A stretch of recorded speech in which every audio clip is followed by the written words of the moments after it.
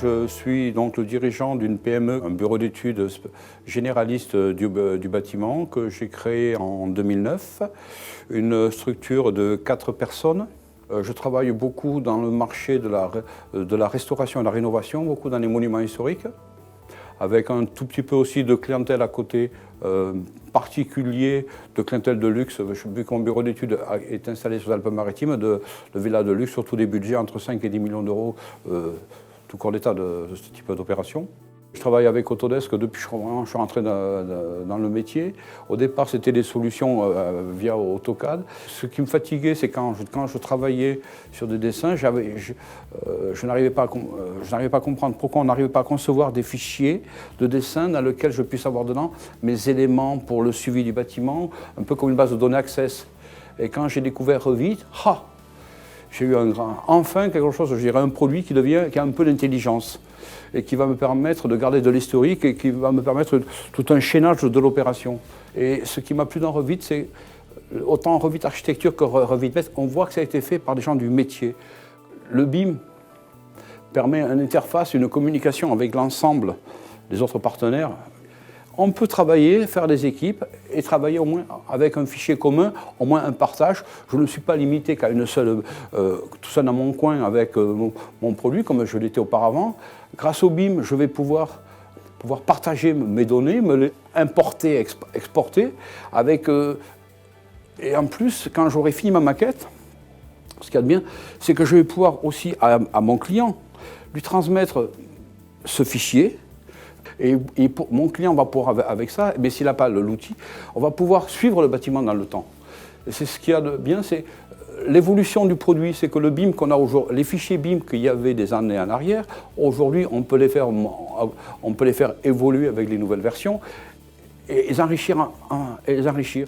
Aujourd'hui, tous mes projets depuis 2010 sont faits maintenant en BIM.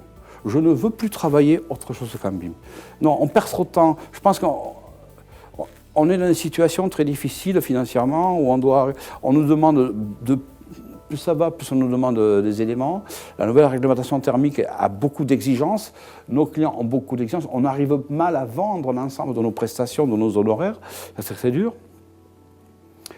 Et aujourd'hui, avec ça, moi, ça me permet d'avancer tout en restant compétitif par rapport à d'autres partenaires. Je pense que sur les projets, j'arrive à des fois de 30 à 40%, je peux avoir un gain de temps.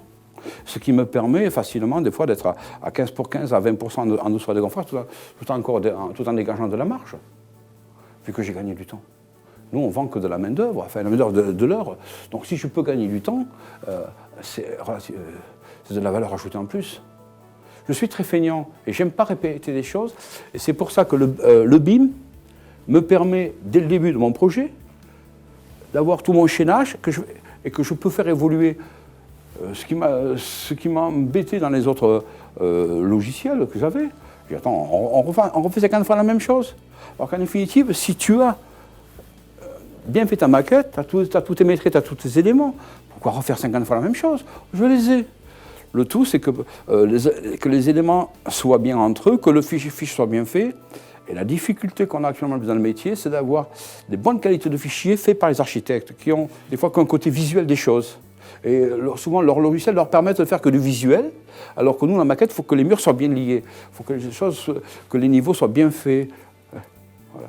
Et quand le fichier est bien fait, il n'y a aucun problème. La grande difficulté, c'est de récupérer les fichiers architectes ou alors de les récupérer, de se les retravailler afin de faire un fichier propre et de pouvoir continuer derrière et d'expliquer à l'architecte avec qui on travaille.